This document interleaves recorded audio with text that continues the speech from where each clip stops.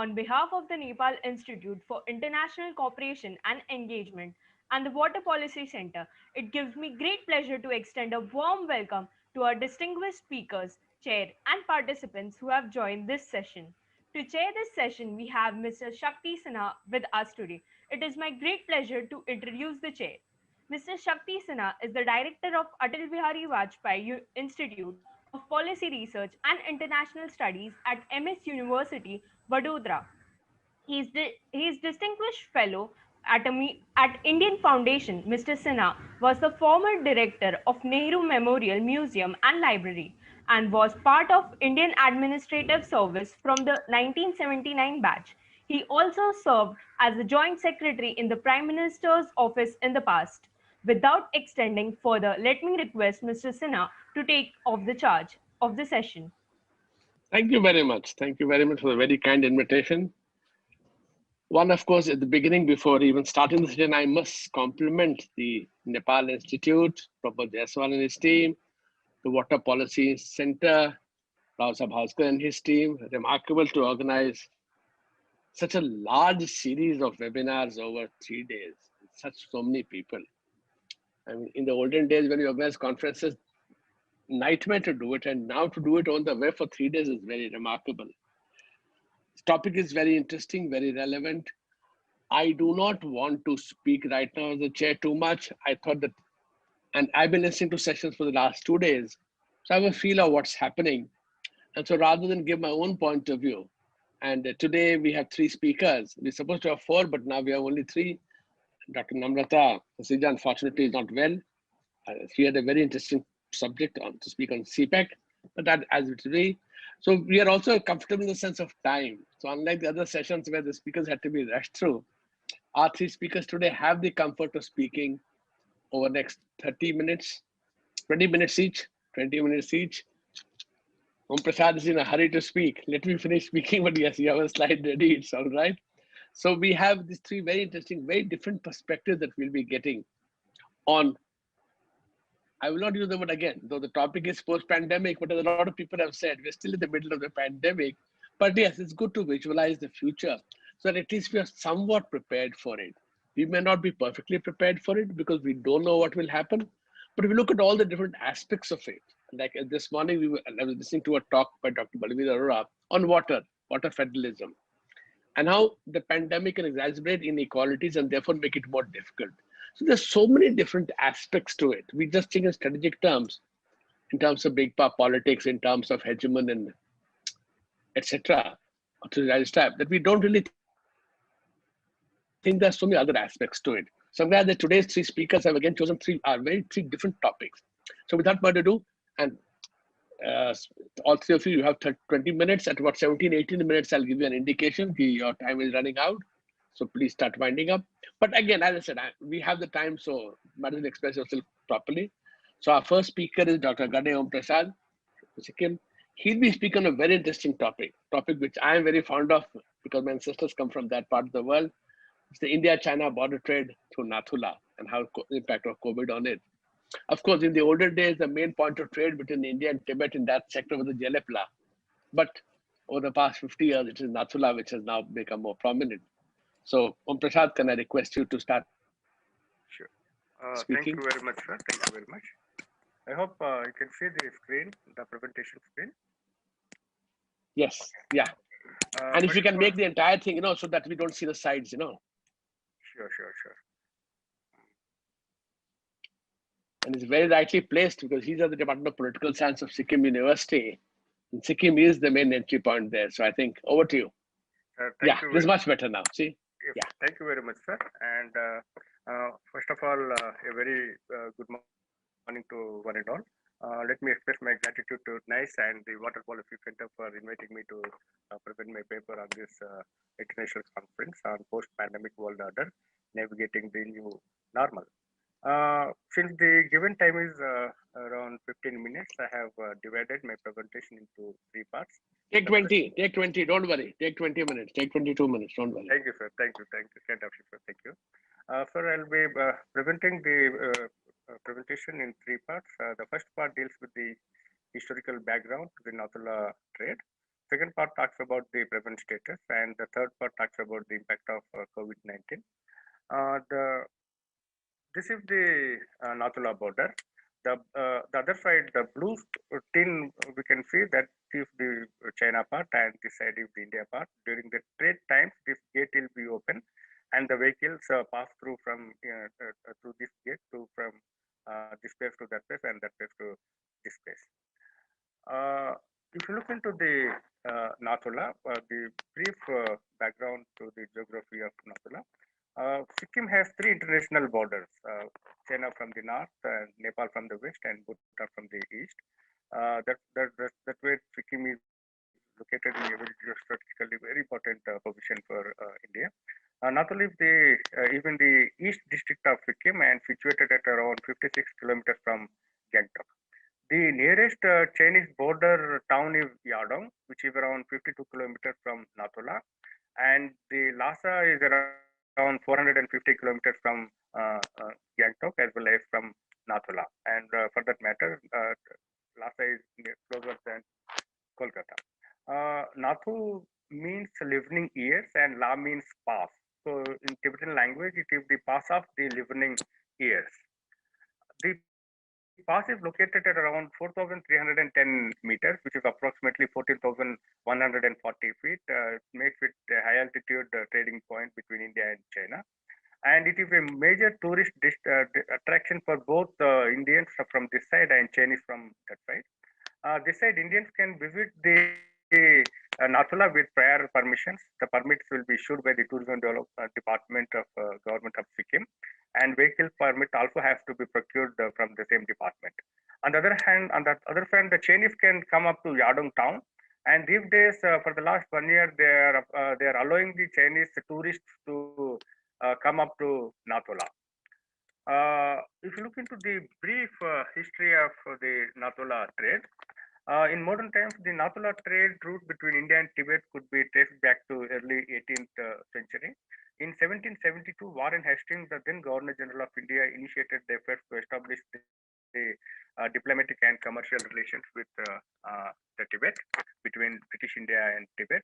As part of it, he sent two missions, one in 1774 and another in 1783. The 1774 mission was headed by George Bogley, and the 1783 mission was headed by Samuel Turner. And they were sent to the Tibet as British missionaries to discuss various aspects of the relationship. And these efforts were halted for some time during the Cornwallis period. He adopted the non-intervention policy in the trans-Himalayan trade. The Treaty of Titalia, which was signed between the British and the Maharaja of Sikkim, has allowed the East India Company to trade with Tibet through Sikkim. Again, in 1853, the British officers like Campbell made a list of articles which were to be imported and exported between Tibet and Sikkim, and the company felt that the Tibetan wool would be great profit to the British manufacturers. Then comes to the 1861 treaty between the British India and Sikkim, and the 1861 treaty has provided the concessions to the trade. In 1863, H.C. Wake proposed to construct a good road to Tibet via Nathula, and this good road would be beneficial for the British for the trade as well as for the military purposes. Again, in 1870, J.C. Horton, the commissioner of Kuch Bihar, he proposed to remove some barriers for free trade with Tibet so that the Darjeeling tea can be exported to Tibet, and Darjeeling tea could be also be promoted.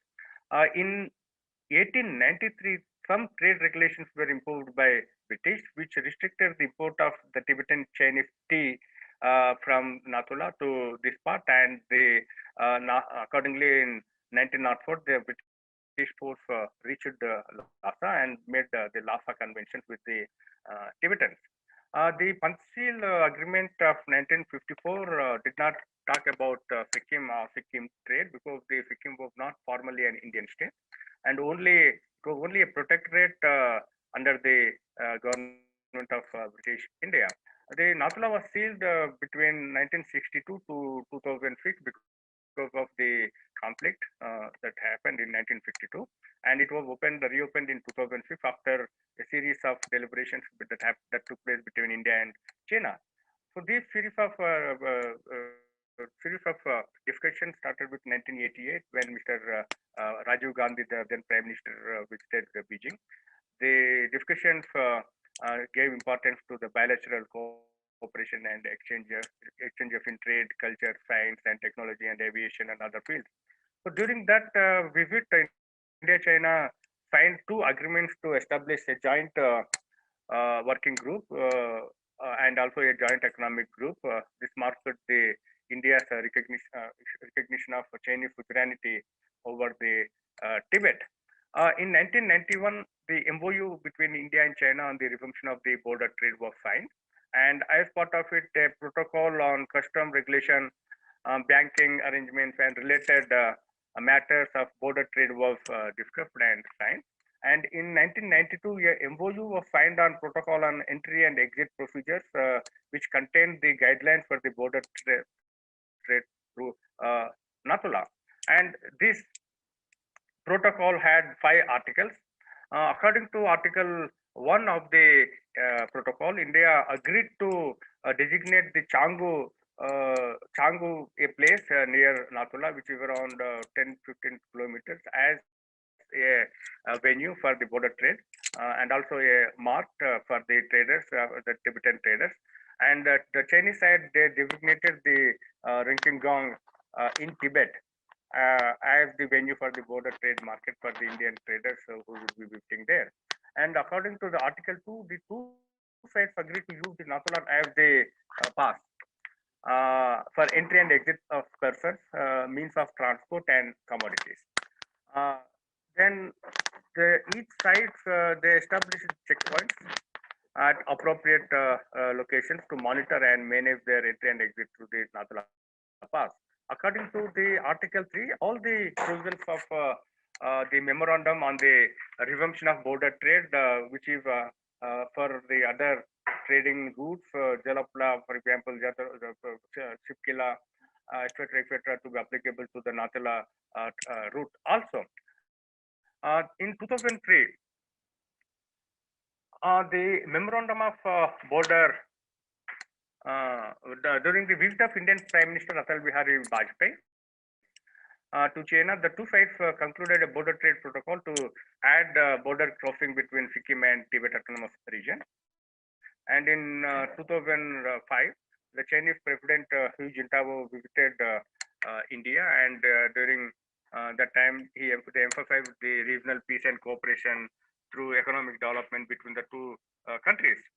The two countries have finished the formalities to open the border trade between India and China through Nathula, and after that, in 2006 onwards, the border trade began from May to November every year annually, and the trade continues for Monday to Thursday in a week. After the negotiations on the items which are permitted for the trade activities in 2006 and 2012, they published two lists of imports and lists of exports. The the items which can be imported, like the wool, goat skins, etc., all these items are exclusively produced in Tibet, and the items which are allowed to export, for example, the agricultural implements, blankets, copper products, clothes, textiles, these are all also to produced in Sikkim and nearby regions. So the 2006 list of imports and exports consisted around originally around in 2006 list consisted 15 items for import and 29 items for export. The revised list in 2012 have increased it to 20 items for import and around 36 items for export. If we look into the status of the Nathula trade, only the Sikkim subject holders, the Sikkim subject card holder, the kind of identification that the person belongs to Sikkim, only they are allowed to conduct the trade. And now at the moment there are around 300 traders who were issued licenses by the district collector. And out of these 300 traders, around 120 to 130 traders are women. And the Indian traders can go up to Yadong, the nearest town in Tibet, and the Tibetan traders can come up to Cheratong, which is located near Changu Lake. When it was started in 2006, it is primarily based on the barter system. The valuation of goods will be done by the Tibetan traders, and the valuation of their goods will be done by the Indian traders. From 2010 onwards, the monetary system is introduced, and now that most of the trade takes place through dollars. Even after introducing the monetary system, the valuation of goods still takes place based on the mutual trust and not based on the printed price, etc., etc. If you look into the trade data is procured from the Ministry of Commerce, Department of Commerce and Industries, Government of Sikkim, which is the nodal agency for the trade to happen between the two countries through this law. The data shows that the overall trade increased from mere 1.97 million rupees combined in 2006 to around 482 million rupees by end of 2019, which is a substantial increase. Initially, the imports dominated the exports, but over a period of time, we can see the exports are dominating the imports. In 2016-17, the trade even went up to 870 million rupees, which is approximately around 82 crore rupees. Similarly, in the post 2013-14, we can also see that a substantial increase in the trade volume took place. And this increase can be attributed to the list of items, revived list of items which were introduced in 2012.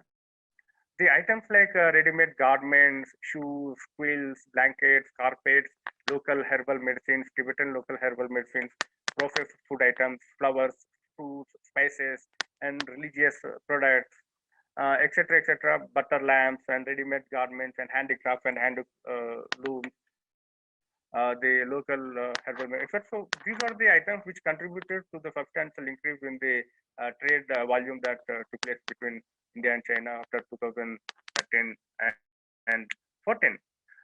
Similarly, the trade suffered sometime in 2017 because of the Doklam issue. Most of the time the trade was slow, and security concerns were also raised. Now I'll come to the third part of my presentation, that is the impact of COVID-19. We can, through the data, we can see that exports higher than imports, and probably it is the very rare places where we can see Indian exports are dominating Chinese imports, and the balance of payments is in favor of India. The exports, mostly the exports which are related to the essential commodities are very in demand in Tibet. This year, since there is no trade took place, the borders were closed, and the Sikkim was virtually locked down. No trade took place between the Tibet and India. Nathula trade is important for two aspects. One is the Nathula trade recognizes Chinese recognition over India's suzerainty over Sikkim, and also on the other hand, it is important for the Chinese in the sense that China now can push for India's imports into Tibet because of the cost as well as because of the location, and it will be economically viable for Chinese to allow Indian food commodities into Tibet. That's why that aspect is also it is very important. So there is a huge dependency of Tibetans on the products like coffee, tea, barley, rice, flour, maida, vegetables, dalda, vegetable oil, canned food, spices, kerosene, wheat, and processed food items and fruits. since these items are not grown in Tibet, the dependency is quite heavier on the Nathula trade. And because of the close down of the border, the Tibetans they had to suffer in accessing these food items. The most of the food items they had to import from the mainland China, and which is not economically viable for them, and also the cost of procurement is quite higher compared to the products which are reached from the Nathula. Most of the items that India exports to Tibet goes to Lhasa market. 80% of these items goes to Lhasa market, and remaining 20% items goes to the other places like Shigartse and Yardung and other local markets. It is not only the access that the food that the Tibetans are getting to Nathula, but also it is giving employment to a large number of workforce. It's a livelihood for the traders, the porters, the workers, the truck drivers, taxi drivers, etc., who are dependent on these things from the other side. There are around 400 traders, registered traders from Tibet, uh, and every year around 5,000 vehicles they engage from the Tibetan side engaged in this trade. From on the other hand, the close down of the border trade because of the COVID has affected the traders in terms of the credit. I mean, since the credit and cashless trade also goes on, many of them are worried, concerned about the credit that they have given last year in 2019 to the Indian traders, and Indian traders given credit to the Tibetan traders in 2019, and many of them are worried.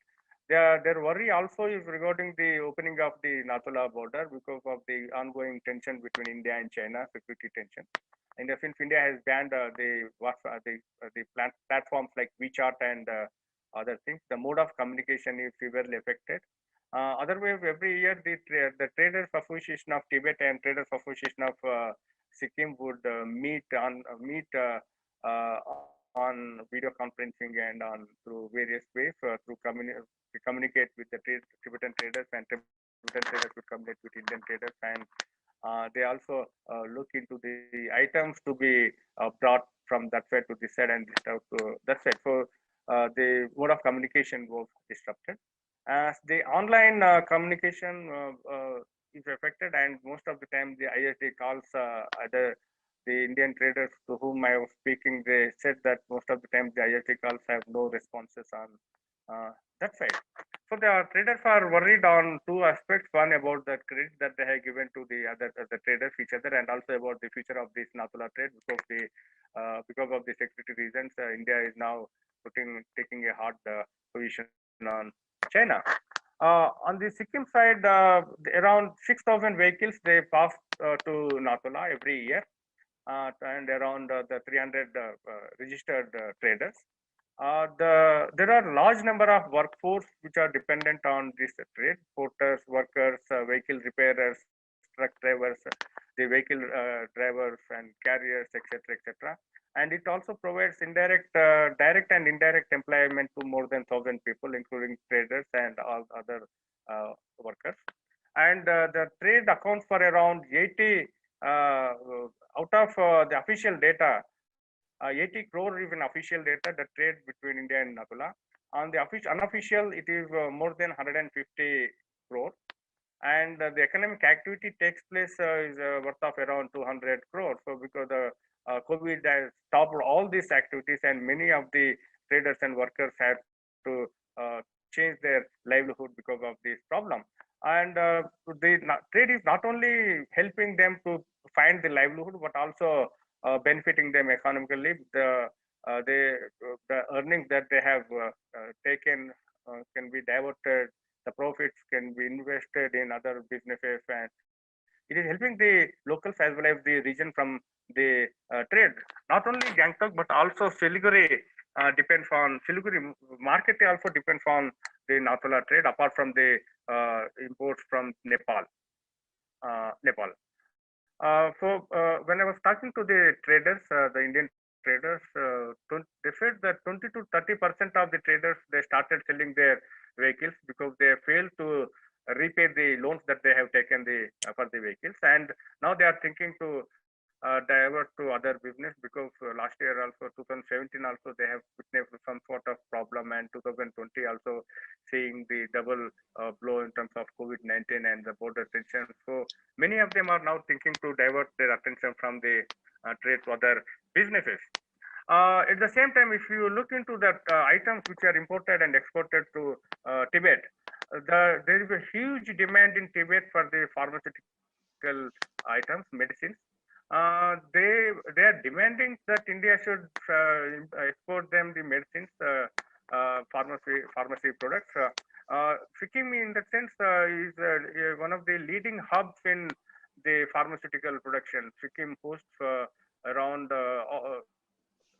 overall total companies, around 80% of the pharmaceutical companies in the country have their branches and production units in Sikkim, from which they export their items to the nearby countries as well as to rest of the country. So in that sense, Sikkim produces huge number of medicines, and the Tibetans, they are demanding for the import of pharmacy and other items from Sikkim. On the other hand, Sikkim also produces around 60 to 70% of total cardamom in India, and exports to cardamom to many Middle Eastern countries and other places. So they are also demanding for the import of cardamom from Sikkim. Other products like cosmetics also have a huge demand in Tibet. Jute items, sugar, also of huge demand. Since these items are not listed for exports and imports, they can be included for the in future. When I spoke to the Department of Commerce here, they have informed me that last year they have submitted a revised list to the Government of India, to the both Ministry of External Affairs and Ministry of Commerce, Ministry of Finance, for permission of these items to be exported as well as imported. If these items are exported and imported, then the trade volume will be huge, and also will be helpful for India to reduce the gap between exports and imports. The moment out of the total trade, China exports more to India than what it imports. So that kind of gap can also be filled with this. Some sort of fill up can happen through this. Of course, there are fears that if you open many items, the mainland China items will be pumped into Indian market, and that will be harmful to the Indian traders. But these kind of items can also be explored for export purpose. The another problem is the quantitative and qualitative restrictions on the goods. The freight is around 2 lakh rupees per consignment limit, and this is a major barrier in terms of increasing the volume of trade. And the post COVID-19, if Government of India can rethink on if in case it would like to continue the trade relations with China and to rethink on the items to be exported to the Tibetan market, then it can explore the Tibet for better purposes. Now let me take you through the border areas through some photographs. This is the place where the Shertang Mart is located. India-China border trade takes place. It is under the Department of Commerce and Industry in Government of Sikkim. And this is the Mart, Shertang Mart, to which the traders, the Tibetan traders, they come and they dump their goods and sell their products, and they take Indian products from this side to the side. The vehicles which carry the goods from the Tibetan side to India, and they from Shertang market to other parts of the Sikkim as well as other parts of regions. The vehicles which are parked will come for the trade purposes, and probably this is the internet cafe, and probably the internet cafe located on the highest altitude in the world. We can also see the branch of the SBA on the background. Thank you. Thank you very much. Thank you very much, Dr. Omprasad. See, I'm so glad you spoke on this seemingly small topic of border trade. See, most of us are so obsessed with the larger picture that we miss out that in the larger picture are very, very small components of it.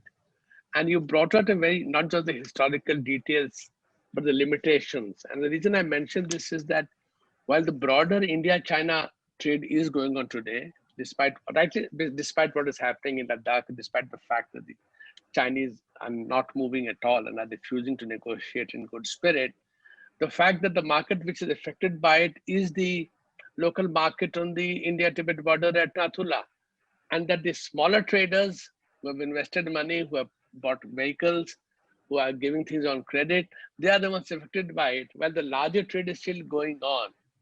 And this, I saw a study actually of the Atari-Wagah border also last year, how the shutdown of it. So the larger India-Pakistan trade is separate, but the local elements of it, the local aspects of it, how much it has affected. In Amritsar, of course, the number of people employed in the border trade is much greater than the 1,000 odd figure that you cite for Sikkim. But for Sikkim, 1,000 is a lot. And if there are so many hundreds of vehicles involved, 6,000 cross in a year, even if per day 100 cross, 150 cross, it amounts to a lot of vehicles involved in the trade. And the interesting point to raise, of course, is that the demand, the border trade is as compensation measure, but doesn't really impact on the larger thing. It's more a peoples to people, a contact kind of a thing.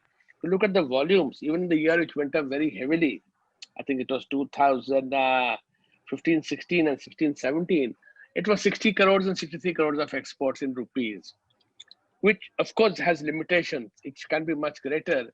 And as you said, the demand in Tibet is for pharmaceuticals, is for cardamom, is for cosmetics, is for sugar. And therefore, if you really want to develop border trade in a real way of benefiting communities on both sides, we have to be a little more open about it. And unfortunately, as I said, these are since a smaller picture, and most of us are obsessed with the larger picture that they miss out. I'll only close before I call the next speaker, is just to point out one little thing, is the use of terminology. The Tibetan name of the town is Yatung. In Chinese, it becomes Yadong. But in Chinese, they don't say Tibet either, they say Xizang. So in that sense, Yatung is the Tibetan name. When you say Nathula and Yatung and Tibet, then I think we should say Yatung and not Yadong. But that's a very minor point. But since only yesterday Xi Jinping has said that Tibetan Buddhism must be Sinicized, must be made Chinese. Yes. So, you can see the effect of the Chinese attempt to, in one sense, homogenize the whole People's Republic. The effect of the Chinese Communist Party is homogenize the whole country into adopting one standard terminology and one standard culture. I'll leave it at that. We have a very interesting second point, is that the second speaker is Professor Manish Dabhade from JNU. Himself runs a very, very active lecture series, India Futures, and he will be speaking on the transformation. So Manish, over to you. Thank you, sir. Am I audible? Loud and clear. Yes. Yeah, thank you. Thanks, Shakti, sir. It's truly a deep honor to be speaking in a session where you are chairing. I still, cannot forget that as the director of Teen Murti, you truly changed the profile of Nehru Memorial, making it a center of academic excellence, and really, the most interesting part, welcoming all guests with your infectious, cheerful spirit. So thanks again for everything. And obviously, I cannot but thank enough and compliment enough all the organizers today, NICE and WPC, especially my friend Dr. Pramod Jaiswal, for really teaching this extravaganza of ideas. It's a fantastic, initiative, Pramod. Really, we all congratulate you. Today, I'm going to speak on, as you can see from the title, it's transformation of diplomacy, the COVID effect. So what exactly is the story I'm going to tell you? Let me be very brief in what exactly I'm telling you. It is really a story of what Martin White calls diplomacy, the master institution of international relations. So this is really that story. And what is the story? The story is of a dramatic overnight transformation, a story of adaptation, innovation, but in reality, and if you really parse and really go deeper, it is really about rapid acceleration of trends that were already visible, maybe not clearly, maybe not that clearly. What I'm also going to look at, what sort of actors, what sort of issues, what sort of processes undermine or have changed in the world of diplomacy. Obviously, the basics of states continue to rule. So power politics is very much here. power politics has not gone away. So that is within the larger framework. I think that basic lesson we really need to understand. In fact, Graham Allison of Harvard University, speaking at some recent conference, clearly pointed out, which I'm sure all of us would agree, that Corona really came like a lightning bolt that illuminated sharply all the trends and realities of all the levels of human interactions, and obviously including diplomacy, which I'm going to talk about. I will obviously be touching about the Indian experiences and end with talking about challenges ahead for diplomacy in the Corona world and obviously in the post-Corona age. So obviously the starting point is COVID effect. The first and foremost, impact of COVID on diplomacy is complete end to face-to-face meetings, parties, conferences, interactions. It also meant some sort of confinement. Obviously, social distancing came in. Sanitary measures also have kicked in. So Shakti sir is a big. He also operates successfully in various diplomatic circuits, and has been a party to many diplomatic roles, including when he was PS to Prime Minister Vajpayee. So he would tell us so important it is to have a side conversation, to have a side chat, to have an informal conversation over a cup of tea, over drinks, over dinner, over food. So I think that has really come to an end. And at some stage, in fact, many scholars and writers are already saying that it is really a death of diplomacy. In fact, some of the pieces are already writing obituaries, different theoreticians and practitioners of diplomacy. But actually, is that the case? In fact, if you look at past writings, we have been here, we have seen this before, in the sense that when telegraph came, exactly this was talked about. When telephone came, obviously people say, okay, now that one can easily reach out, so that is going to be the end of diplomacy. Diplomacy is dead. Same with the internet. Then you have the mainstream media, the CNN effect, and now obviously social media. I mean, obviously when Trump is tweeting after midnight, after late midnight, so what is that? Why do we need diplomats? So he is directly communicating to anyone he wants via his Twitter handle. So this whole death of diplomacy talk is really overblown, is oversold, overhyped. So that is one thing which we need to understand, that the COVID has not put an end to diplomacy. Number two, negotiations, the centerpiece of diplomacy. In fact, diplomacy is also used synonymously, interchangeably with negotiations. The Oxford Dictionary, in fact, calls diplomacy as international behavior, or international behavior using negotiation. So what has COVID done? That the negotiations have now shifted to virtual rooms. So you have like what we are doing now, people sitting in different time zones, negotiators sitting in different time zones. There is now instant decision making, obviously because of because across the screen using FaceTime. But also very important that earlier you had a galaxy of technical support, technical field experts, the so-called experts. So that access, that support to negotiators have slightly circumscribed, and I'll come to that later. But what you essentially see now is a sort of surge of specialized diplomacy, where actually the real focus is now on technical knowledge and innovation-based approach, obviously because of the nature of the issues which are being talked about today in the corona pandemic age. So what sort of issues are we talking about? The diplomatic agenda now is really full of health and science diplomacy.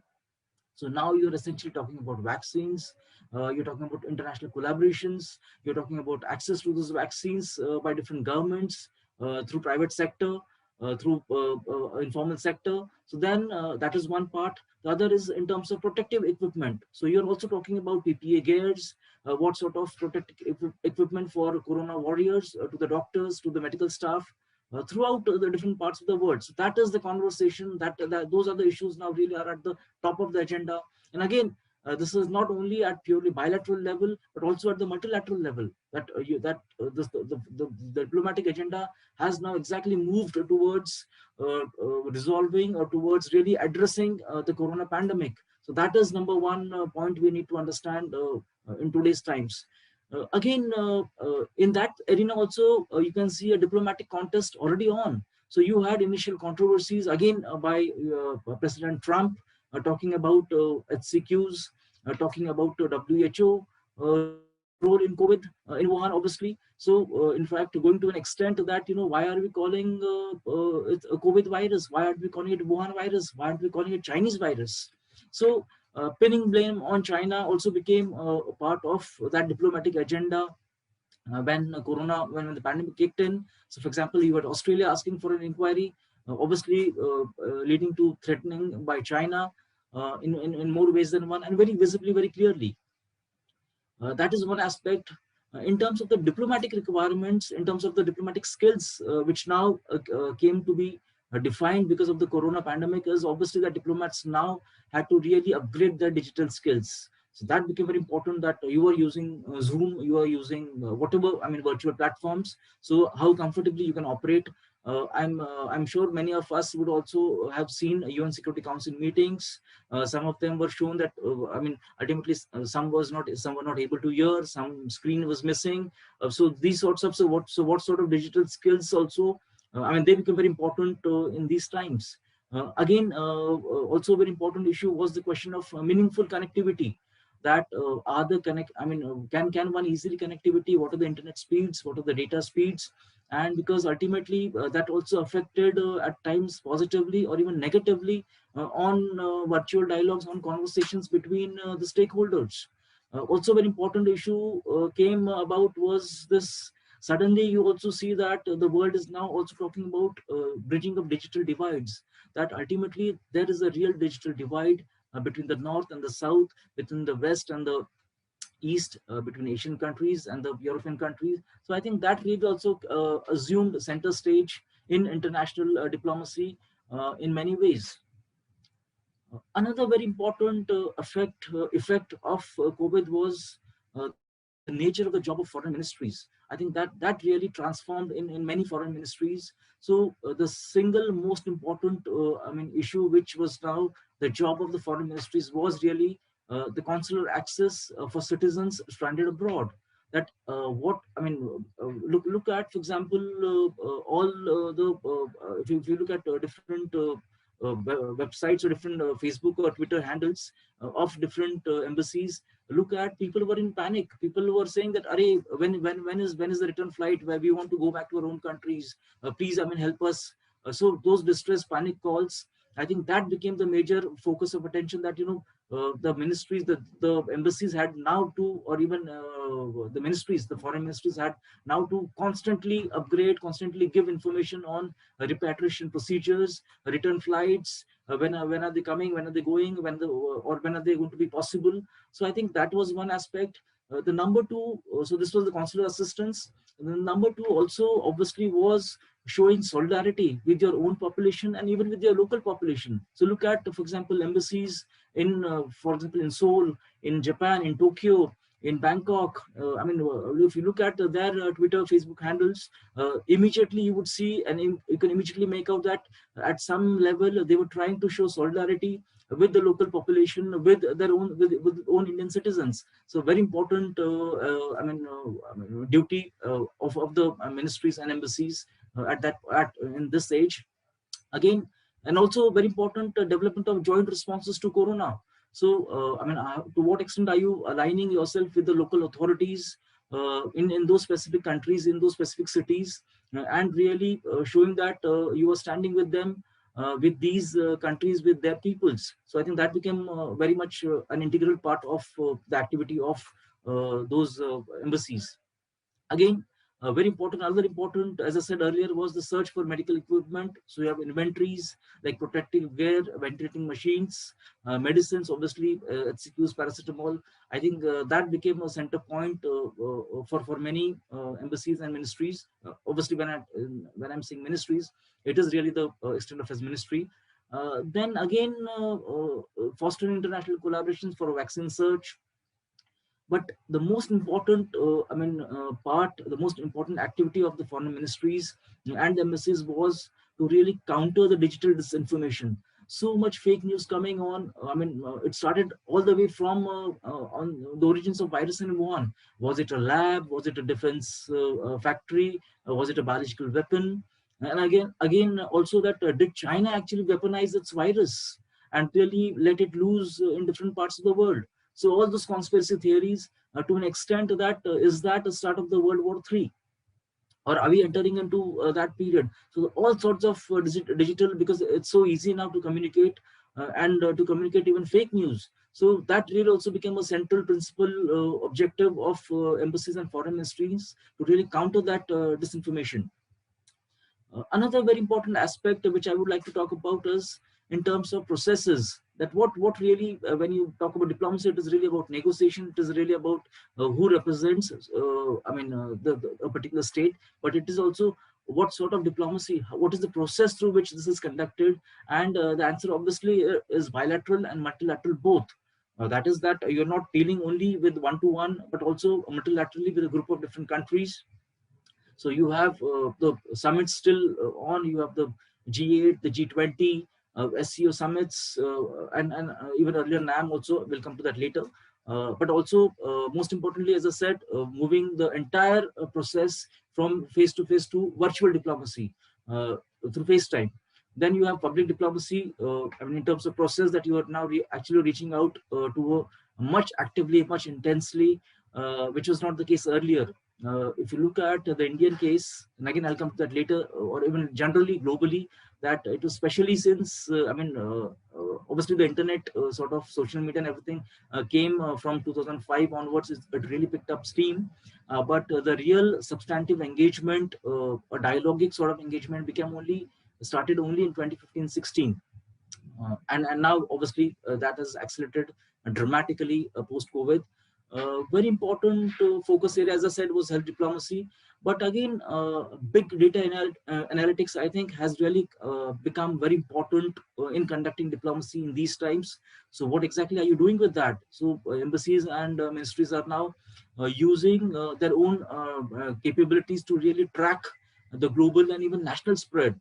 To what extent is it happening in Bangladesh? To what extent is it, if you have that capability in Sri Lanka, in Nepal, in US? So I think, or in China. So that sort of data, big data, but technology is being used, and also to understand what sort of images, what sort of imagery is going out. I think that is very important aspect of even Corona, in terms of responding to Corona pandemic.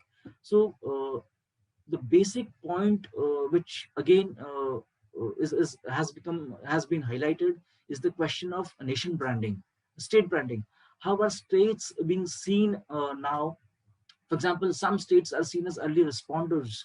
Some states are seen as success stories in handling pandemic, and again coupled with their own national values. So you have Taiwan celebrating its own, and that's exactly, you see, suddenly there seems to be a lot of international support. On Taiwan. Look at the South Korean case. But obviously, you now see that the pandemic, the corona, there is also now a surge of cases even in South Korea, and some sort of social distancing is now being enforced. So, what sort of that success stories are being really played to an advantage by these countries. But obviously, you also have cases of failure like Spain. America obviously has emerged as one of, and again that is really affecting negatively its image and its soft power in many ways, because of the mishandling of the corona by the Trump administration. Very important when you talk about state branding or nation branding. I think one has to carefully see what China is doing. And it's a wonderful story. It's a remarkable story of transformation. Again, in nation branding, that you really started out as a villain. China really started out as a villain of this whole corona pandemic, and now gradually has moved to being seen as a success story in terms of handling the pandemic. The later, in terms of other things will come later, but at least in terms of handling the pandemic, it is now seen as a success story. I'm sure all of you, or most of you, would have seen pictures of the party in Wuhan, and showing that everything is now back to normal. And Wuhan obviously is the ground zero of COVID. The images really give a very different sense of what China has, that does it now because of its government system, has really managed to succeed in battling corona very successfully. Economic activity there is back on track, and again the growth seems to be zooming and speeding. So that is the sort of image which is now coming out of China in terms of, and again, I'm talking about only in terms of the managing of the COVID pandemic. With this, I think let's now move to understanding the Indian story, the Indian experiences. And we all would happily recollect that 2020, this year really, began with a bang in terms of diplomatic highs, with the President Trump coming to Ahmedabad, coming to Motera Stadium. And suddenly you see that because of the corona, everything has come down. But but again, very important, look at Namaste going global now. So I think that I think really brought smiles to the entire country, that Namaste has suddenly become that Indian value of greeting. Is now you see different world leaders doing it. So that also added to India's soft power in many ways.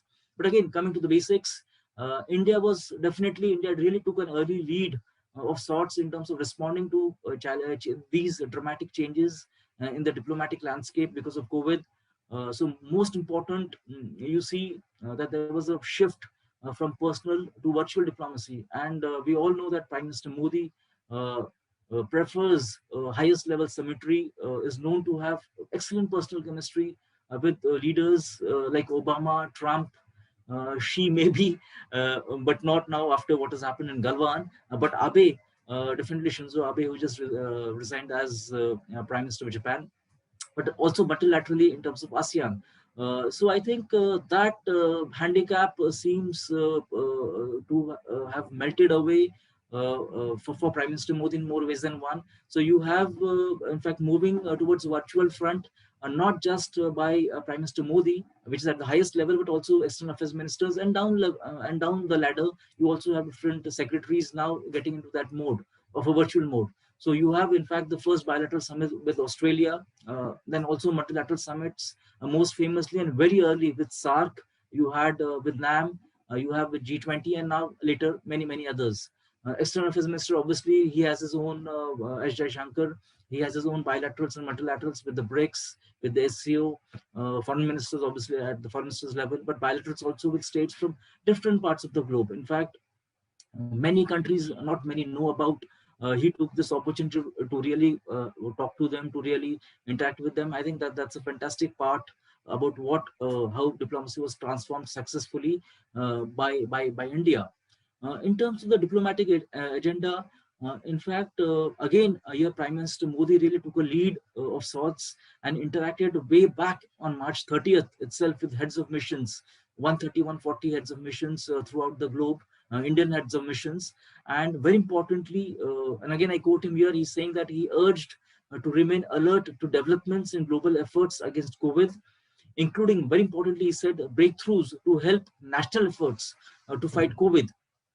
I think so. In that sense, the Indian diplomatic establishment was very clear that it really, despite the end to foreign travel, ending all sort of air travel, it really did not close itself down to the world. It really wanted all the embassies, its heads of missions, to be alert about gauging different responses, international responses, wherever in different parts of the world. Again, very important part was of Indian diplomatic response was about sharing and caring. And again, these responses not only came from the government side, but from the societal responses. In fact, Ashok Malik also recently said that that is the beauty of the Indian responses, that it really came more from society. And in fact, that triggered more and more action by the MEA. And again, health was now seen as a global, sort of global good, and India really had to come up front in cause of health diplomacy, in the cause of health security. So you have the HCQs being exported, and then again rapid medical response teams to very important where there were crisis locations like Kuwait, Mali. And in fact, there was a Times of India report way back in May itself that India had exported to almost 133 countries HCQs and paracetamol tablets, again at many places as grants, but also on commercial basis. And again, after identifying and after taking stock of the Indian situation, obviously after a very big spat between Trump, almost threatening India, but after making evaluations from the Indian side, India also exported HCQs, HCQ2 the US also, which all of us are aware of. Uh, Very important development, very important initiative, the Vande Bharat mission. Again, a very huge logistics challenge, because it was not just about simply getting our own nationals, our own citizens from different parts of the world, but bringing them not to Delhi, but bringing them to different parts of, to Lucknow, to Kochi, to Mumbai, to Ahmedabad. So, I mean, that was a huge logistics challenge, I think, which the MEA successfully handled it. And again, one of the very important one of the very important was not just this physical doing things, but also in terms of psychological influence, the psychological calming balm which the MEA through different embassies did. Obviously, in terms of, because as I said, if you please, if you just look at the Twitter and the Facebook timelines uh, of different embassies, so much panic. मेरा बेटा वहां पर फंसा हुआ है, मेरी माँ वहां पर है, my father is there, how do I get them back, what is really happening, what is happening in China, what is happening in Iran. So I think that sort of that, okay, many that, okay, no, that the government of India is making active efforts, and again, sort of cooling down tempers, suggesting yoga, that how yoga would also help. So you also have suddenly that, if you look at again, embassies really talking about conducting online yoga classes. So I think at some level it was that human touch was being brought about by the MEA, which is very important aspect. Another, okay, we were also talking about our own citizens, but many foreign nationals who were already in India, many students, they had to be repatriated back to their own countries. So India really facilitated that on a fast track basis, which also earned brownie points for India in different capitals. Another very important aspect, obviously, was economic diplomacy. And again, here India was really talking about, or India really was trying to secure supply chains, obviously, on critical items. Uh, and a very important public diplomacy, very important economic diplomacy statement of intent was the Atmanirbhar Bharat Abhiyan, a self-reliant India. So what exactly was this? It was really about, be vocal for local. It was really also about, really competing internationally and producing for international markets. So you have the External Affairs Minister and the Commerce Minister, Piyush Goyal, really having also a very important session with the trade attaches in almost 131 missions abroad. And the talk was really about to promote trade, to promote investments, promote exports. So very important, larger gamut, that India didn't stop doing what it had to. So as a country with economic wanting to really spur economic growth, as in this was a fantastic initiative by the MEA, by the government of India. Then very important, as I said, the power politics will continue. So India really joined the coalition of the willing. So you have Quad, we have the Quad Plus, the talk about G17, India expressing readiness to do it. Very important aspect. And again, very important last aspect of the Indian involvement was about the whole this nation branding. And what sort of nation branding was India talking about? What sort of values it was promoting? It was sending out internationally. And here, the repeated references to Vasudeva Kutumbakam, that the world is one family, and India's sides, or India was on the side of managing the pandemic in humane ways by sending, as I said earlier, in terms of sending medical supplies and all sorts of, being very, positive in many ways. And again, India was also seen as a relative success story with obviously 1.4 billion population. The numbers are still increasing, worrying sign, but still looking at the number of population, I think India still remains an island of success in terms of managing pandemic. Obviously with economic, unlock down, the unlocking phase also, progressing. So you have HCQ being exported to friends, to new friends. So that is also increasing India's soft power, and in fact strategic power in many capitals. The last part of my presentation is obviously talking about what sort of challenges, when you talk about, okay, but diplomacy is being transformed in many ways, in more ways than one, but there are real serious challenges to conducting diplomacy even now. And again, as in fact Pramod was pointing out earlier, that what sort of access to adequate technologies. So do we have access to laptops? Do we have access to sufficient internet speeds? Forget about even internet speed. I think is a very important issue to the conduct of diplomacy. Again, very important point is this whole reshaping of communication protocols. Is there privacy? Is there privacy of communication? Is there privacy of, is there what sort of security issues are there? I think so. That is very important challenge which has emerged. Obviously, when you move to virtual negotiations, a number of challenges. At times it is, as I said, face-to-face meetings, a side chat, a five-side chat, a chat over a drink.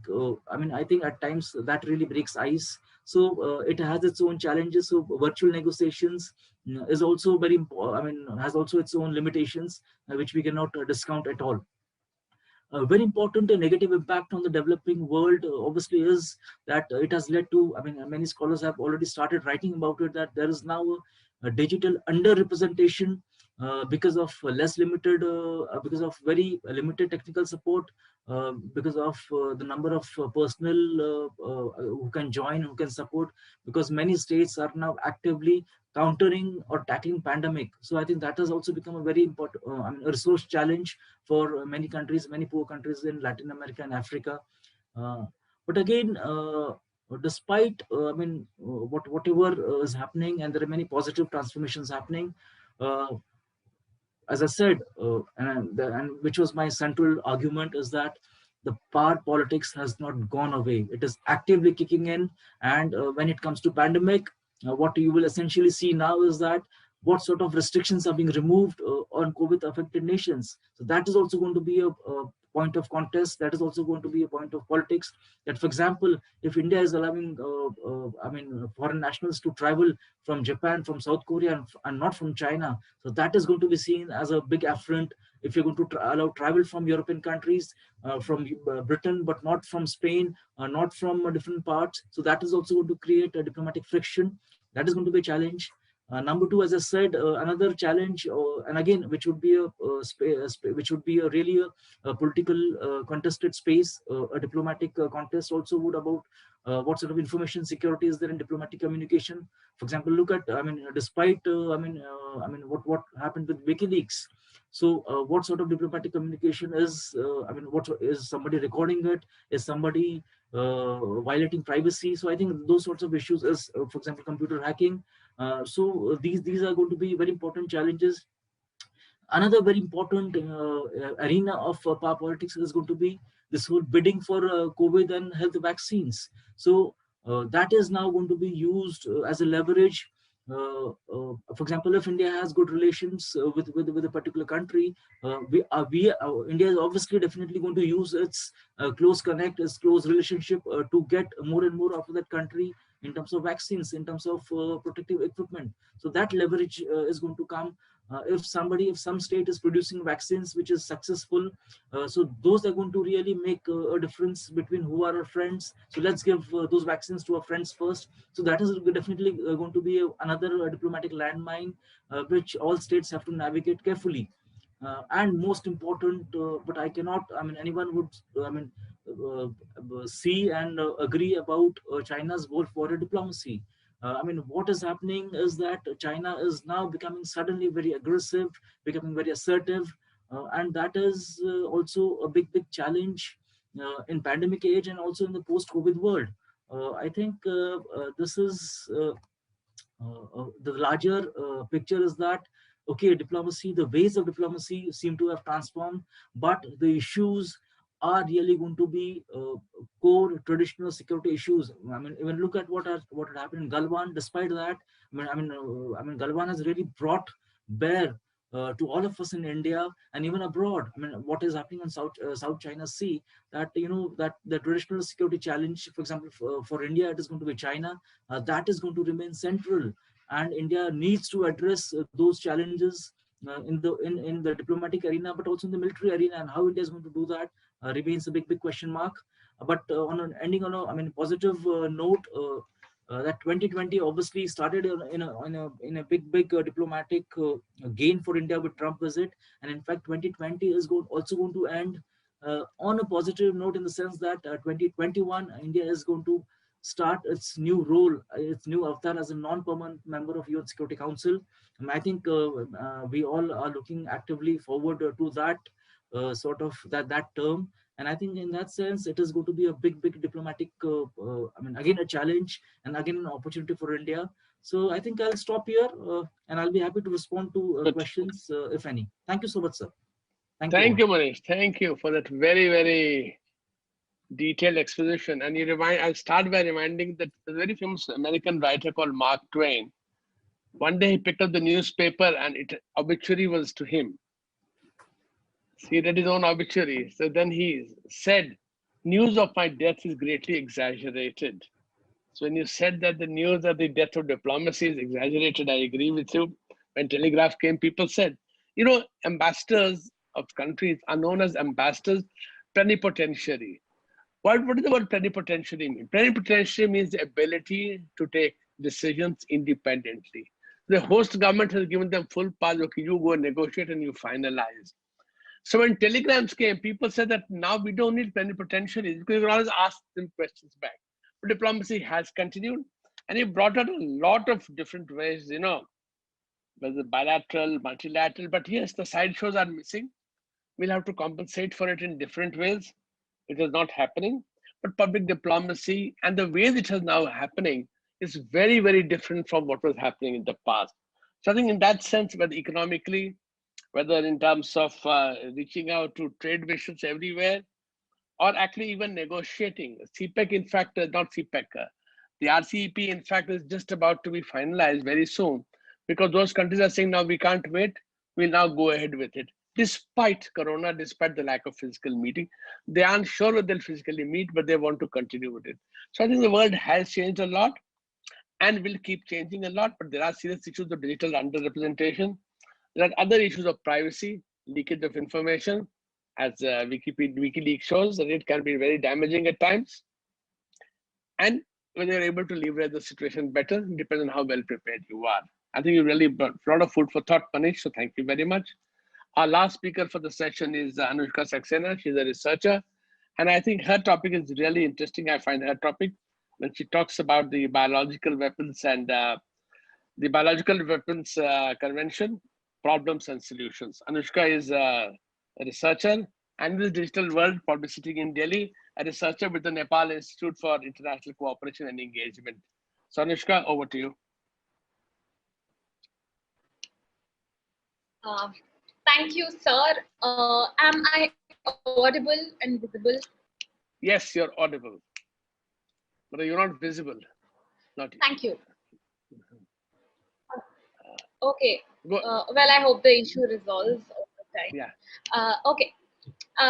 My greetings and sincere gratitude to the Honorable Chair of the session, Shakti Sinha sir, the distinguished speakers who made wonderful and very relevant presentations before me, especially Manish sir for reminding us of the conspiracy theory that COVID-19 could have been manufactured in a lab in China, which gives a base perspective for my presentation.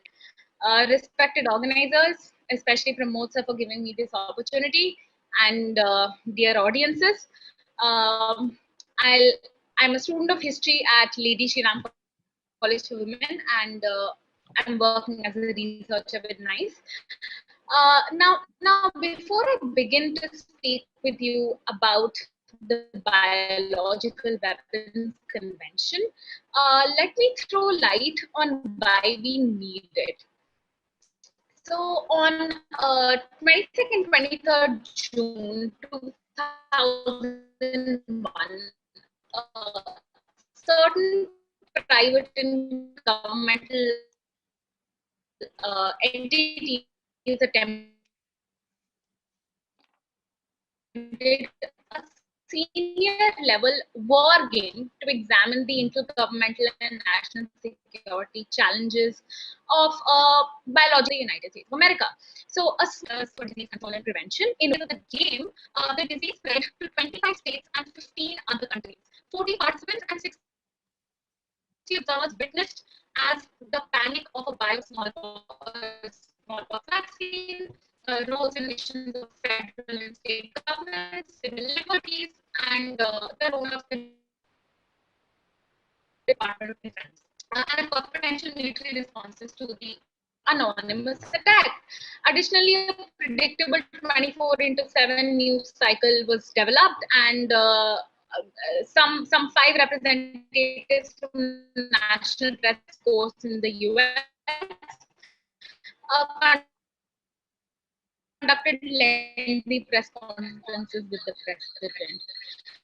Now, it was found that an attack on the United States with a biological weapon could threaten vital national and international security interests.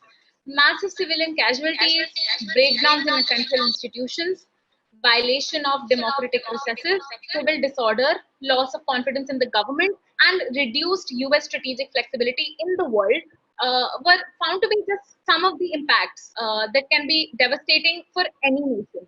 The then existing organizational structures and capabilities were not well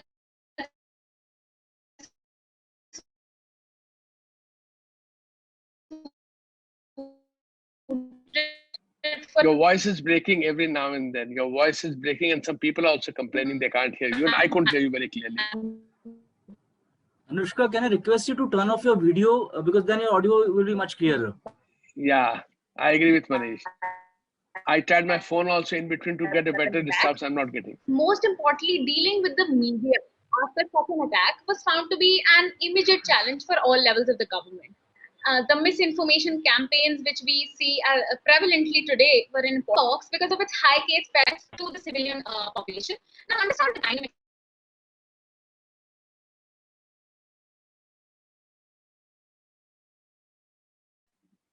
We have lost you. We have lost you. So she was got muted.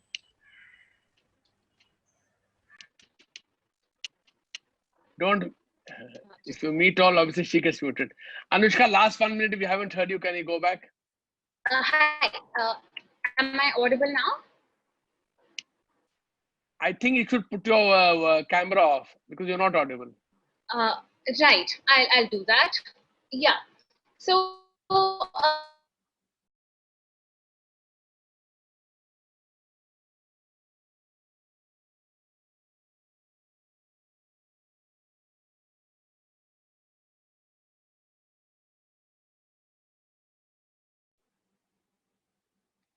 I can't hear you. Are you started speaking yet?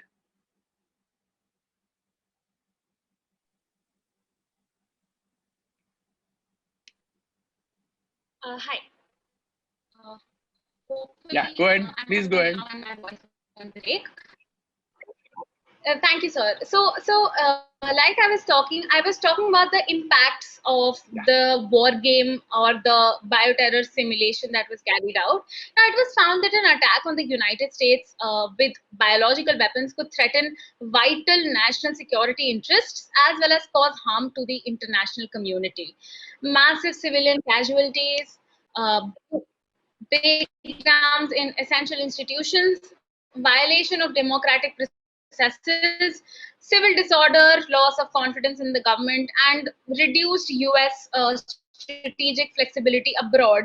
These were found to be just some of the ways a biological attack might compromise any country's security. And since US was so badly impacted, it essentially meant at that point of time that any nation in the world, for any nation in the world, the impacts can be devastating. Now, the then existing organizational structures and capabilities were not well suited for the management of a bioweapon attack. Most importantly, dealing with the media after such an attack was found to be an immediate challenge for all levels of government. The misinformation campaigns, which we all very prevalently see today, were an important part of that bioterror attack. Now, smallpox, because of its high case fatality rates and transmissibility, represents one of the most serious biowarfare threats to the civilian population. Now, understand the dynamics here. In 1980, the World Health Assembly announced that smallpox had been eradicated and recommended that all countries cease vaccination. So it's only fair to say that its reappearance would indicate only an intentional outbreak, as can be seen in the case of the particular operation I discussed, which was called Operation Dark Winter. Aerosol release of smallpox virus disseminated even among a relatively small population could result in a significant epidemic. Even a small dose can be infectious, as can be seen in the case of dark winter. Several factors are causes for concern. For example, the disease has historically been feared as one of the most serious of all pestilential diseases.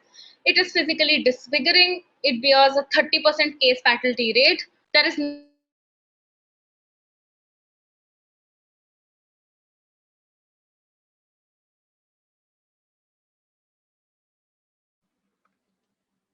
I have lost you. I don't know about the others. I have lost you.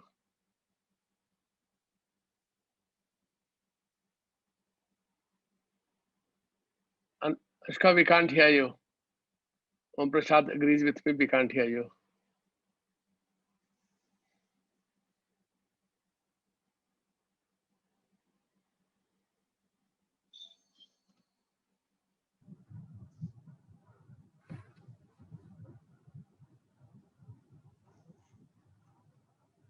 Aruna, Surabhi, can you help us out? So yeah, ma'am. Anushka ma'am is there in the meeting. cholera viruses to infect animals in Romania. No. I heard 3 words and that was it. Anushka, please unmute yourself. You are muted.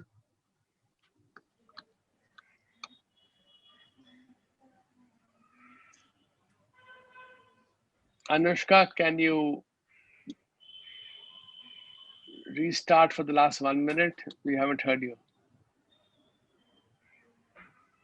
Yeah, you're unmuted. Okay. Please restart for the last 1 minute. Yeah. Sure, I'll do that. Actually, it's raining here, so I'm very apologetic, but I think there's a breakdown, so this is going to happen. So I'm very apologetic in advance. Not your fault. I'll just repeat what I said. So, so like I mentioned, am I audible at the moment? Yeah, you are very well audible. Thank you. Thank you, sir.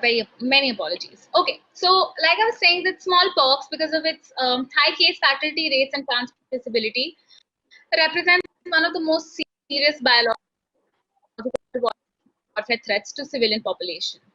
Now, the World Health Assembly announced that small. Actually, it's raining here, so I am very apologetic. I think there's a and it also asked and recommended countries to cease vaccination.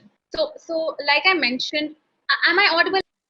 Thank you, sir. I was saying that smallpox, because of its outbreak, can be seen in the case of the particular operation I discussed. The World Health Assembly announced it.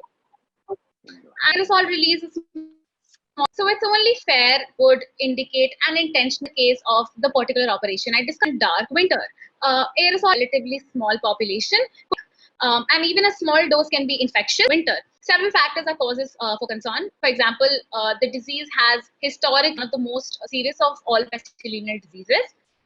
It is physically disfiguring. It bears a 30% case fatality rate. There is no cure, and it is communicable from person to person. So since the ceasing of vaccination was ordered by the WHO in 1980 itself, if countries were to face a release of smallpox today, their vaccination processes would take a long time, and by that time, we'd be dealing with an epidemic or a pandemic.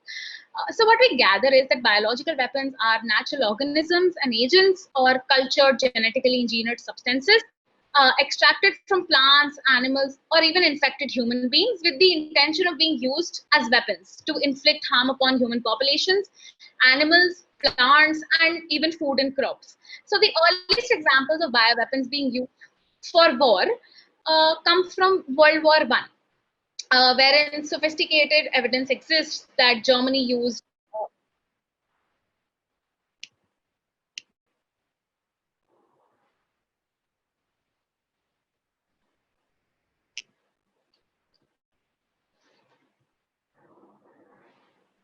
The last thing I heard from you, Anushka, was World War I when Germany used. That was the last phrase I heard from you. I don't know about the others. Yes, I sir. think, I was could you, as there Aruna only. suggested, could you go So off or the connection is all right? Okay. So the last thing I heard was World War One Germany used. Okay. I've not heard after that. yes, yes, sir. Okay. I was Please there go. only. So yeah. So the earliest examples of bioweapons being used for war come from World War One, wherein sophisticated evidence exists of Germany having used agents like anthrax, glanders, and cholera viruses to infect animals in Romania and Argentina. Now, biological agents can also spread themselves quickly owing to human activities such as deforestation and industrialization, an example of which is the zoonotic livestock disease SARS-CoV, which infected 8,098 human beings in the 2003 epidemic. Please note that SARS-CoV is not being referred to here as a biological weapon, just as an example to demonstrate the impact that a biological agent can have. So public health authorities have often attempted to develop a system to prioritize biological agents according to their risk to national security. So category A agents are the highest priority and pose a risk to national security because they can be transmitted from person to person or result in high mortality or social disruption. So the threat is also added on to by the fact that transmissions of such agents can be through water or aerosol or food, and one will never know. So the earliest recognized attempts to subdue the development, stockpiling, and proliferation of biological agents as weapons was through the United Nations Geneva Protocol of 1925, which prohibited war of asphyxiating, poisonous, or other gases, and of bacteriological methods of warfare. And that was followed by the effective establishment of the Biological and Toxin Weapons Convention, which is the BWC, in 1975, which banned such activities. And I'm glad to be speaking about it this year since the UN is celebrating 75 years of its existence today, and the topic becomes more important both in the context of the anniversary and in the context of the COVID-19 pandemic. Now we understand that Biological Weapons Convention was the result of prolonged international negotiations to supplement the 1925 Geneva Protocol, which prohibited the use but not the possession, stockpiling, and development of chemical and biological weapons. Fortunately, the BWC does that. But there are multiple issues with the convention which fail to bring it into the 21st century. First is its lack of universality. 183 states parties are part of the BWC. So the 12 states that are yet to join, yet to deposit their ratification or accession to the convention have no purposeful reason to not do so. Especially in today's scenario, with the 195 states parties being party to the BWC, we can have universal standards for banning an entire class of weapons of mass destruction. Second major issue with the BWC is the lack of universal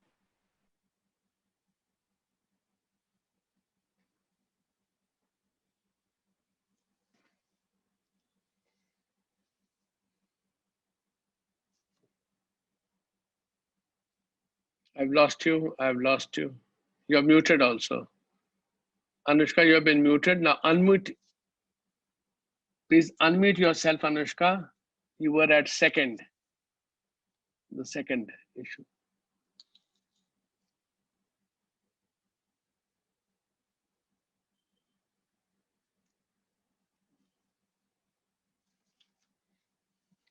Anushka, can you unmute yourself? Or have we lost her? Can you hear me, Anushka? Mm-hmm. Host, can you tell me? Perils of Zoom diplomacy. Some limitations of Zoom diplomacy, I can see. Bono bhai. Oscar Sahib, Surabhi, Aruna, please tell me what can we do about it? Yeah, Anushka ma'am is there in the meeting, but she's not. I can see her name is there, but I can't hear her. Yeah, she is even muted.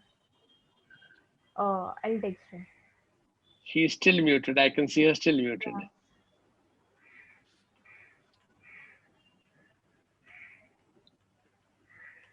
In the meantime, Manish, there are 2 questions for you from Ashok Sajanhar. Please have a look at them in the chat box. Sure, sir.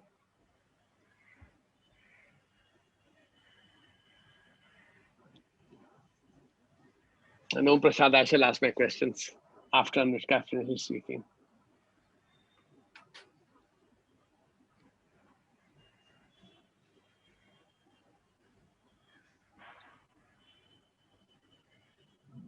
We have half an hour left of the session. So, Bolo, what to do? So we wait for Anushka, or we start with. Let's wait. We'll give it a minute. Ma'am, join us. Yeah, please go ahead, Anushka. No, that wasn't her. Who was that? It was Surbhi Jain. The Surbhi is muted, I can see. I told that Anushka ma'am has joined us again, but now she's not audible. Yeah, I rejoined. Is my connection better now? Not really. It's not really. Your voice is breaking. Break and try. You were on that the second. Aha. Okay, you're muted yourself. Okay. Would you like to go off and then rejoin? Sometimes that helps. As Aruna had suggested some time ago. But now? Yeah, better. Good. The last 2 words I heard from you was the second.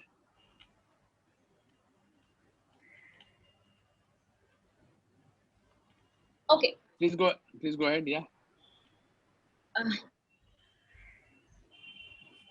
And that's frustrating for you. Please go ahead.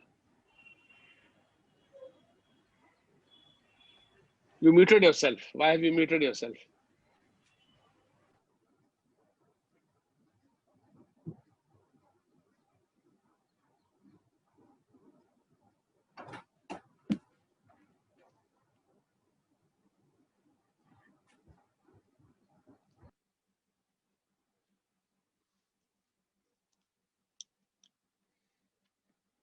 Ladies, gentlemen, please suggest a way out.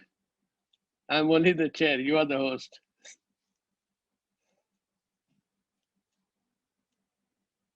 But she's still muted. I can see her. She's there, but she's muted, right? Yeah, go ahead. Okay. Am I audible now? Finally, sir. Yeah, you are audible. Thank you. And I'm very sorry again. Okay. So we understand that the Biological Weapons Convention was the result of a prolonged international negotiation to supplement the 1925 Geneva Protocol, which prohibited the use, but not the possession, stockpiling, or development of chemical and biological weapons. Fortunately, the BWC does that. However, there are multiple issues with the convention which failed to bring it into the 21st century. First is its lack of universality. So 183 state parties are have deposited their accession or ratification to the convention, but there are still 12 states parties that are yet to deposit the same, and they have no purposeful reason not to do so, especially in today's scenario. With 195 states parties being party to the BWC, we can have universal standards for banning an entire class of weapons of mass destruction. Second major issue with the BWC is the lack of mechanisms for monitoring of compliance and verification. So essentially, while there is a convention, there is no international body binding to the task of monitoring compliance of the states parties to the same. Unlike the Chemical Weapons Convention, for which there is an organization for the prohibition of chemical weapons, or OPCW. There is an implementation support unit which was formed after the 6th review conference in 2006 to support state parties in the implementation of the BWC. But again, the functioning of the ISU, or the implementation support unit, is highly impeded in terms of funding and financing, as well as in terms of staffing. Now, in order to establish increased transparency, the concept of review conferences, which are high-level diplomatic meetings conducted at the UN Office of Disarmament Affairs in Geneva, Switzerland, came into being, and these review conferences are conducted at every 5 years. The 8th review conference was in 2016, and these review conferences have had some degree of success in terms of what states parties bring to the table. For example, in the second review conference in 1986, the introduction of confidence building mechanisms, or CBMs, came in, which required annual reporting about activities of high biosafety level laboratories and the exchange of information on state parties and biodefense programs. But these CBMs were not legally binding, and so the states parties had no obligations to comply with them. Most importantly, verification of BWC compliance is also difficult, since biological agents can be cultured anywhere rapidly, especially for medicinal and peaceful purposes, and many such agents may occur naturally as well, making them very easy to obtain. This brings me to my next problem with the convention. So the Article 1, Subclause 1 of the convention states that the ban is on microbial or other biological agents or toxins of types and in quantities that have no justification for prophylactic or protective or other peaceful purposes. Now, this gives quite a leeway for states parties to keep stockpiling or developing agents on account of their prophylactic use. A simple example is Iran, which has quite a sophisticated biopharmaceutical industry.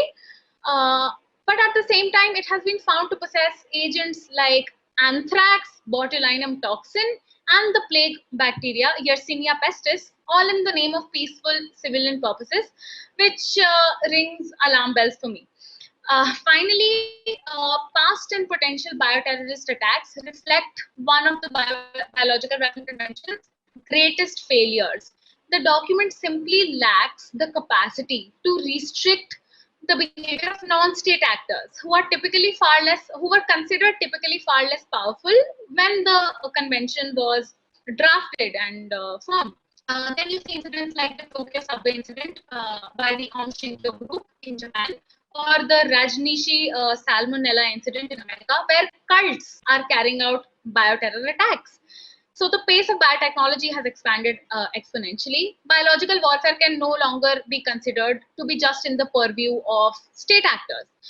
New genome editing tools have been developed. Dual use of bioagents is largely possible, and thereby this poses a challenge for strong prevention and response frameworks. So considering the fact that the world today is infested with actors who are primarily recognized as terrorists in nature, this particular inadequacy places the BWC in a very vulnerable position in a world increasingly aware of the threats of bioterrorism. Now, coming on to how to deal with these shortcomings. The first most important step would be the formation of a verification protocol, especially for countries that continue to develop stockpile and research on bioweaponry. Such a protocol was being discussed during the 5th review conference of the BWC in 2006, but negotiations broke down drastically. And I'm assuming that after the COVID-19 pandemic, the need for the same will be re-realized. Also, such a verification protocol must be supported by a bioverification panel, and such a panel should be appointed by every member country to investigate laboratories to research on biological agents and toxins on behalf of the implementation support unit, which I talked about earlier, to conduct such an investigation without bias or without causing harm to national security interests of any nation state. Such bodies should work collaboratively and maintain total transparency, and any information or development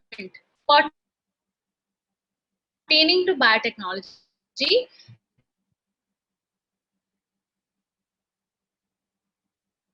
if it can be potentially used as or to create bioweaponry, should be directly reported to the IAC and to the UN Office of Disarmament Affairs in a confidential manner so that action can be taken.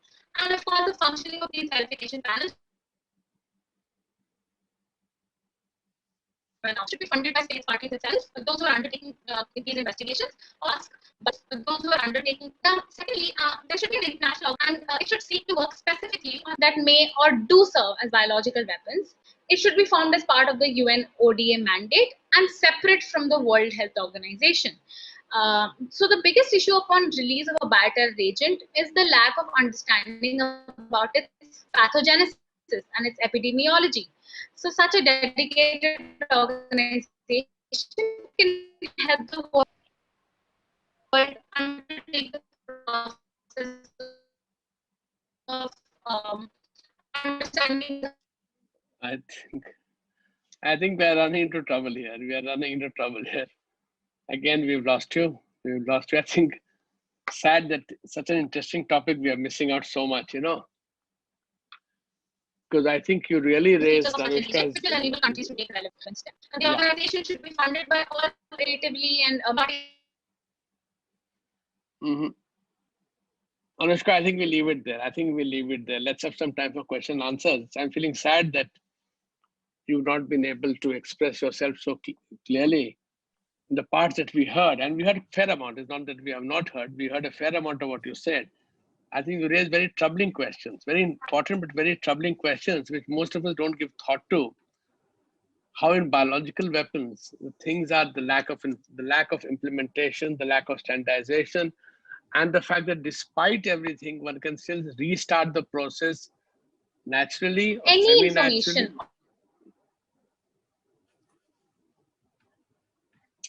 Anushka, we missed you for the last 2 minutes, so I don't think so you should now. We are missing you completely. I've heard one word, then silence, and one word again. Pertaining to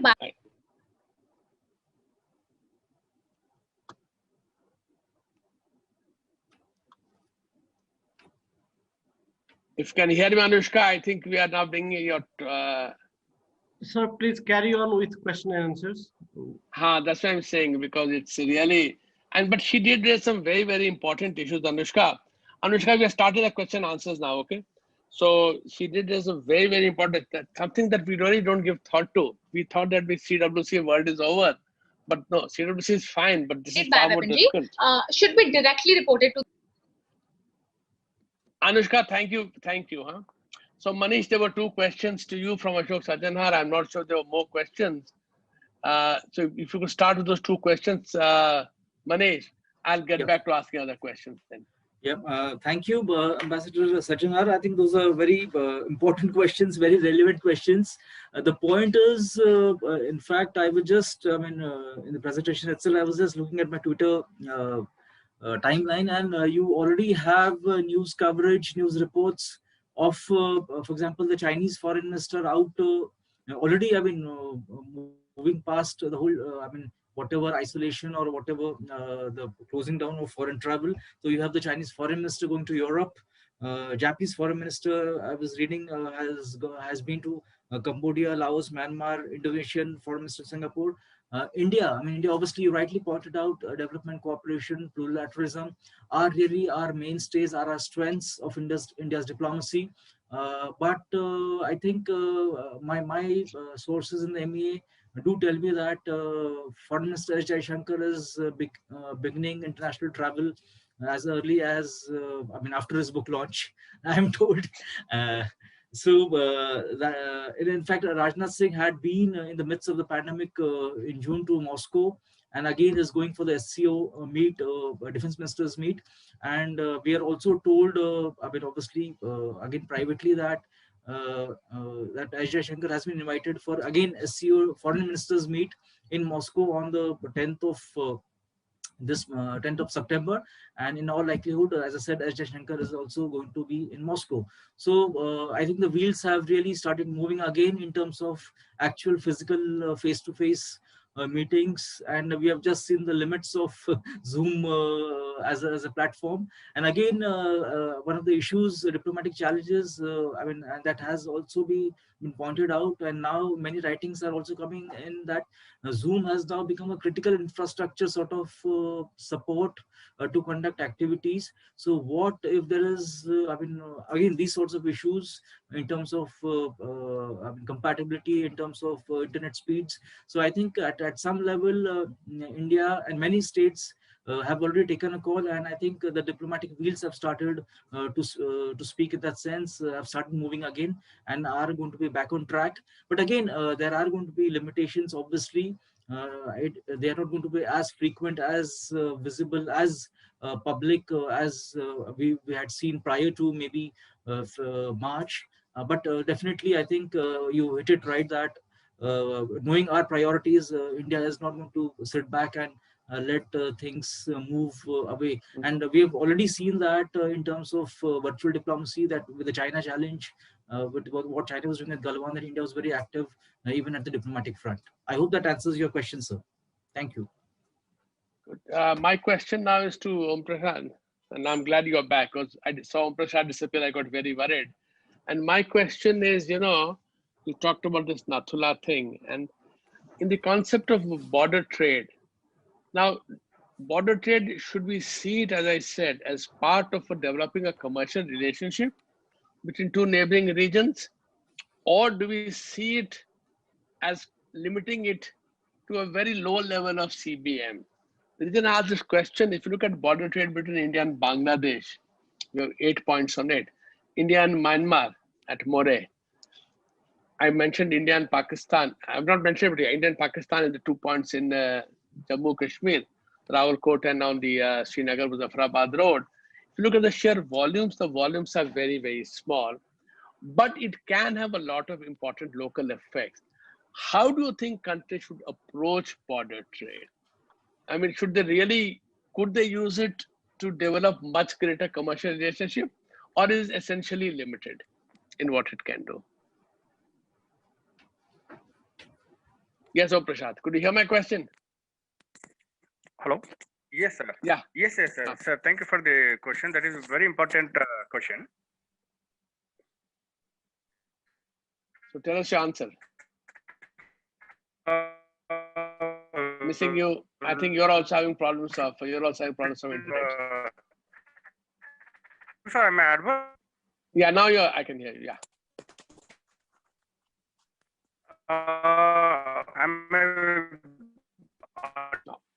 Trade can be seen as an important confidence building measure. Let me give example of Sikkim. Sikkim has bond of India for 50 years. The recognition China, recognition of Sikkim by Chen was a hard, difficult task for India to face. And when China ultimately recognized Sikkim as part of India, now the social relationship existed historically between the people of Sikkim and the people of Tibet. It is historical in 1640s, the people of Tibet they traveled to Sikkim and established a kingdom. For the rulers of Sikkim till 1975 were actually the descendants of the Tibetan tribes. So in that sense, they have a huge socio-cultural relationship existed. Even still now, the relationship are being continued. And the Nathula trade has provided an opportunity to the traders, to the local traders who are essentially from the Bhutia and Lepcha community. And they have, the border trade has helped them to re-establish that cultural relationship with the Tibetans living across the border. I throughout my conversations with the local traders here, they have said that the other side of traders are mostly of their relatives, and so the confidence building between the Tibetan communities of that side and Tibetan communities of this side is an important aspect in India-China relationship. Secondly, if you look at the commercial value of the trade, India China are engaged at around 80 billion US dollars of trade, and and if you compare that with 80 crore rupees, it is very, very minuscule in nature. But that is not the important point here. The important point here is that we could establish the relationship which were which are dried up for 50 years, and the trade could establish some relationship. We cannot be called it a full-scale commercial relationship, but the idea behind confiding it to the people of Tibet and the people of Sikkim itself is that it is not seen from that commercial angle. Had it been seen that from that commercial angle, it would not have been limited to certain items only Tibetan region, only in Sikkim region. In fact, trade is not as a mechanism we can build.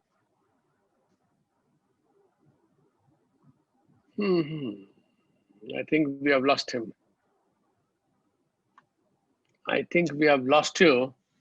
But yes, you're right that it could not be seen in commercial terms. Otherwise, the items are so limited. If it was in commercial terms, you would open up for everything.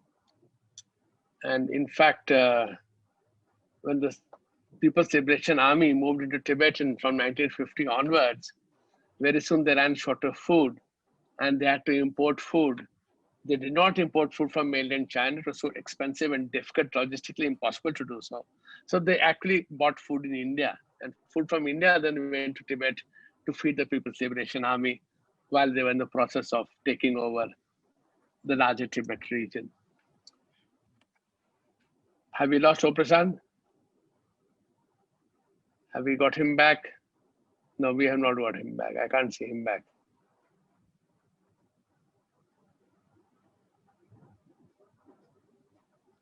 He's back. Yes, you're back. But you're muted. You're muted. Please unmute. Omprasad, please unmute.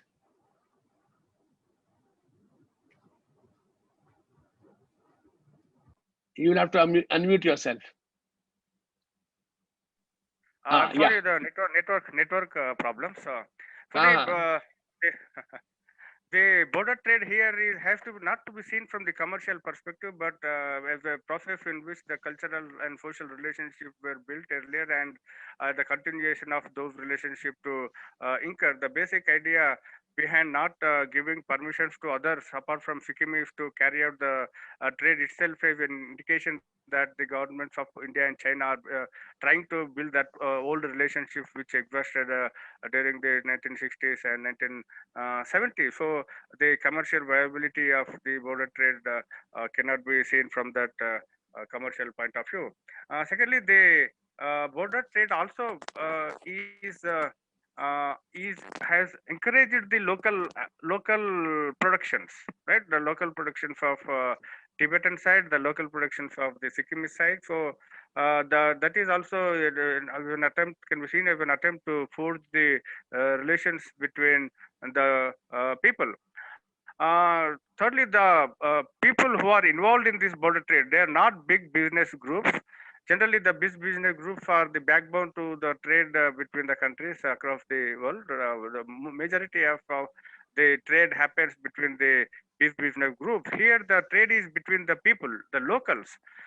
So it is the local identity that the Nathula trade has put forward, and the confidence building mechanism in that sense is also an important aspect rather than the commercial angle to it.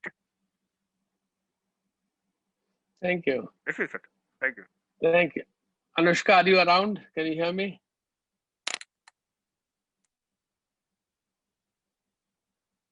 She's not around, is she?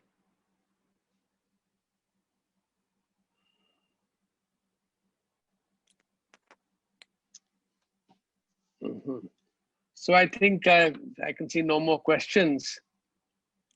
Let me just, yes, there is a question from Mr. Sheikh for Anushka, but Anushka doesn't seem to be around. It's a very interesting question regarding biological weapons convention. If any laboratory using technology for benefit of science of a personal motive, is a provision regarding that? And the answer is yes, I think. But which is why the trouble is that enforcement becomes an issue because of lack of standardization and the fact that the line between doing good for humanity and being dangerous for humanity is a very thin one. One person's goodness can become the other person's problem. That is a reality. So I thought I'll just speak for a couple of minutes, not longer than that, because now we'll have to wind up very soon. And I think what is happening in the world is, I mean, I think the point was raised, I think Manish quoted Graham Allison very correctly, is that what the pandemic has done is that many of the underlying trends which were happening, some were undercurrent, you couldn't see it, some were happening. But the trouble with change is we don't see change till it has happened. We don't see the process of change. And what the pandemic has done is brought it out sharp focus. So it has suddenly changed our perspective. It is not that this was not happening. In fact, many of these changes, the webinar that we are doing today, was predicted by Alvin Toffler in 1970, in the book called Future Shock. A lot of his predictions throughout the 80s and 70s and 80s were debated and seen as nonsensical. And people said that these are all science fiction. It will never happen. But every day new science fiction is written. And we really don't know how much of that comes to reality. Because when it comes, we're not prepared for it. You know, the fact, and I always make the point all over, wherever I speak, is that to me, this represents one of the greatest technological innovations of all times, because not only does it have more computing power than the spaceships which went to the moon 30 years ago, many times more than that, it has computing power and other power, memory, etc. But the fact is that this has replaced what?